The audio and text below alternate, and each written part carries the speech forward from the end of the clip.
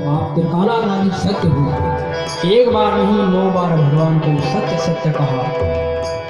भागवत के प्रथम स्कंद में भी श्री वेद व्यास जी महाराज सत्य स्वरूप परमात्मा का ध्यान कर रहे हैं मंगलाचरण के रूप में। मंगलाचरण क्यों होता है? बोले देवता लोग हमारे जो यज्ञ करते हैं, हम जो तो उस यज्ञ में विघ्न बाधा डालते हैं, तो उस विघ्न को टालने के लिए हम देवताओं से प्रार्थना करते हैं कि हे देवो हमारा मंगल करें। यह जो हम यज्ञ कर रहे हैं, जो हम दान कर रहे हैं, ये अपने लिए कर रहे हैं, तुम्हारी संपत्ति के लिए नहीं कर रहे हैं।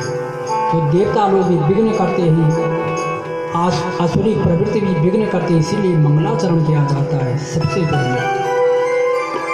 तो व्यास जी भी मंगलाचरण कर रहे हैं। बोले जन्माद्यस्य यतोऽन्वयादितरतस्य चारथेष्वभिज्ञः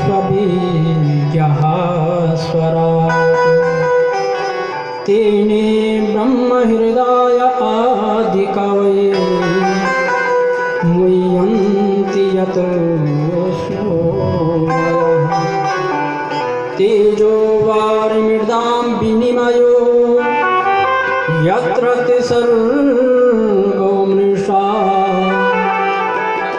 धाम्ना स्वेन सदा निरस्तकुहकं सत्यं परं धीमहि। हम तो केवल सत्य स्वरूप परमात्मा का ही ध्यान करते हैं। एकम सतविप्रा बहुधा वदन्ति विद्यावतम भागवते परीक्षा। श्रीमद् भागवत तो बड़े बड़े विद्वानों की कसौटी है।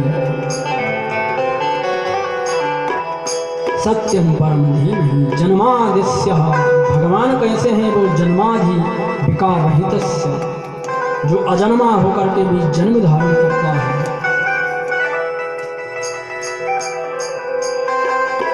चार्थेष्व विज्ञः। किस प्रयोजन से? बोले असुरों को मारने के लिए। केवल असुरों को मारने के लिए ही नहीं, परमात्मा का स्वरूप, परमात्मा का अवतार तो भक्तों को तारने के लिए होता है। वरना भगवान तो बैठे बैठे ही सब कुछ कर सकते हैं। भ्रकुटी विलास सृष्ट लय होगी। भ्रकुटी टेढ़ी करे तो सारी सृष्टि में प्रलय मच जाए। लेकिन फिर भी भगवान जन्म धारण करते हैं केवल भक्तों को आनंद देने के लिए। तेने ब्रह्म हृदय आदि कवि। भगवान जब धरती पर आए तो ऐसी ऐसी लीलाएं करी कि भगवान ब्रह्मा जी भी उनकी लीला में व्यामोहित हो गए। विद्वान सुविकर्षति। बड़े बड़े विद्वान भी आकर्षण हो जाते हैं भगवान की लीलाओं में। अनेक लीला जब भगवान करते हैं तो देवता तो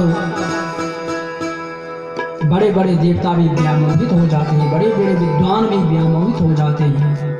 भगवान श्री कृष्ण ने बाल लीलाएं करी तो उनके लीलाओं से ब्रह्मा जी को व्यामोहित हो गए। वही ब्रह्मा जी हैं जिन्होंने भगवान के जन्म लेने के लिए भगवान से कहा कि प्रभु आप जन्म धारण करें, दुष्टों का नाश करें, लेकिन फिर भी व्यामोहित हो गए। व्यामोहित क्यों हुए? एक बार नारद जी जिस समय विवाह करना चाहते थे तो भगवान ने होने नहीं दिया। ब्रह्मा जी को हंसी आ गई। और इतना बड़ा ब्रह्मचारी होते हुए भी विवाह करने की सोची तो नारद जी को क्रोध आ गया। बोले पिताजी, हम तो भगवान की माया से मोहित होकर के हमने यह विवाह करने की सोची, लेकिन हम भी तुम्हें शाप देते हैं कि आपको भी भगवान की माया से मोहित होना पड़ेगा। इसीलिए ब्रह्मा जी भी व्यामोहित हो गए। तो भगवान की ऐसी ऐसी लीलाएं थी कि जिन लीलाओं का देख करके, भगवान की लीलाओं को सुन करके बड़े बड़े विद्वान भी, ब्रह्मा जी भी मोहित हो जाते हैं। तेने ब्रह्म हृदय आदि कवये मुह्यन्ति यत सूरयः तेजो वारिमृदां यथा विनिमयो यत्र तिसर्गो मृषा। तेजो वारी का अर्थ होता है पानी। तेजो वारिमृदां विनिमयो यत्र तिसर्गो मृषा। भगवान की माया से मोहित होकर के ये जो असत संसार है वो अभी सत्यवत प्रतीत होता है। कैसे होता है? तो बोले तेजो वार विनिमयो, जिस प्रकार जल में हमें थल और थल में जल का भ्रम हो जाता है। कभी कभी आप गाड़ी से चलो तो दूर से मरुस्थल की भूमि में ऐसा लगता है कि पानी दिख रहा है, लेकिन वहाँ पानी है नहीं, फिर भी दिखता है। इसी को कहते हैं मृगमरीचिका। तो भगवान के इस माया से भी यह असत संसार सत्यवत प्रतीत होता है, जिसकी कृपा से यत्र सर्वो मृषः यानी झूठा धानास्तेन सदा निरस्तकोहकं सत्यं परं धीमहि। ऐसे श्री भगवान श्री नारायण के चरणों में हम बार बार प्रणाम करते हैं। वैसे इस श्लोक के तो अनेकों अर्थ बड़े बड़े विद्वानों ने किए, लेकिन इतना समय हमारे पास है नहीं। आइए दूसरा श्लोक हम श्रवण करें। भगवान को सत्य स्वरूप मान करके यहाँ पे व्यास जी ने प्रणाम किया, और दूसरे श्लोक में अधिकार के बारे में बताया कि श्रीमद् भागवत का अधिकारी कौन है। बोले धर्मः प्रोजित कैत्रवोत्र परमः निर्मत्सराणां सताम् वेद्यं वास्तवमत्र वस्तु शिवदम्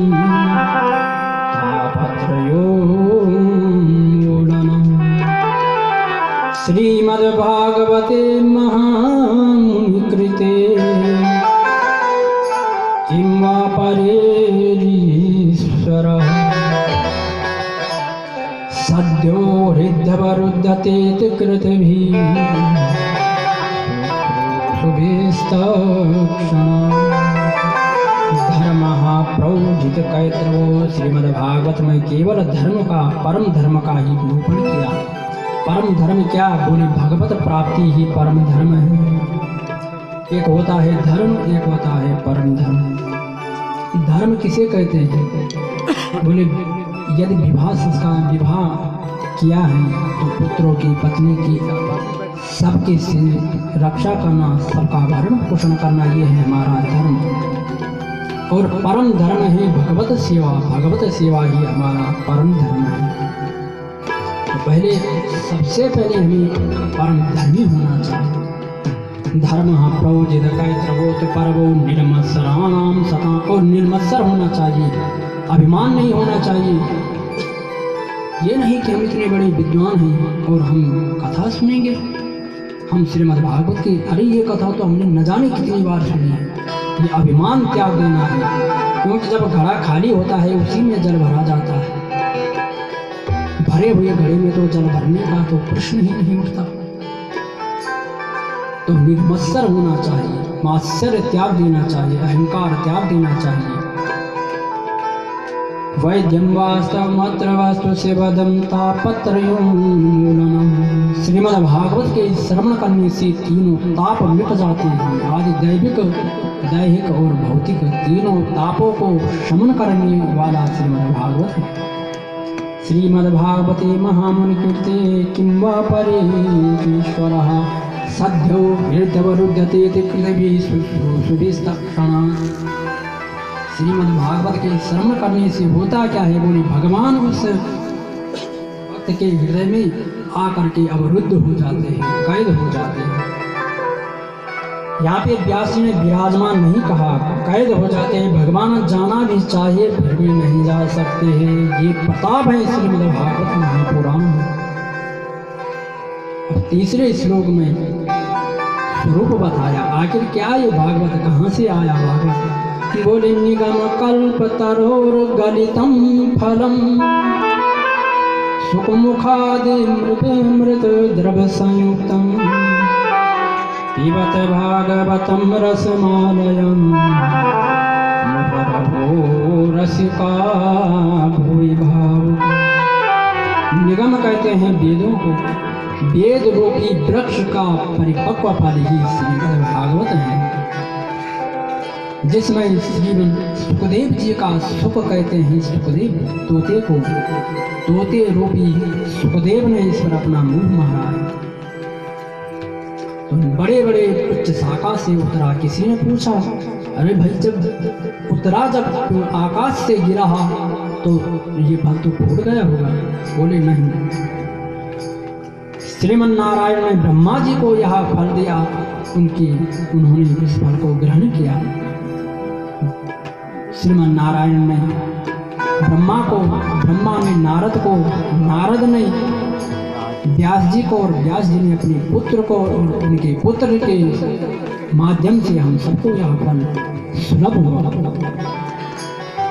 तो धीरे धीरे करके यह फल हम लोगों को मिला, हम लोगों को प्राप्त हुआ, जिसमें सुखदेव जी का मुंह लगा है। सुख मुखा अमृत द्रव संयुक्तम, अमृत स्वरूप यह फल है। तो व्यास जी कहते हैं ऐसे फल को बारंबार पियो। पिबत भागवतम रसमालयम रहु रसिका भुवि भाव का। हे भावजन, आप इस रस का ग्रहण करो, इस रस को पियो। किसी ने पूछा, महाराज फल हमने तो आज तक ऐसा देखा नहीं।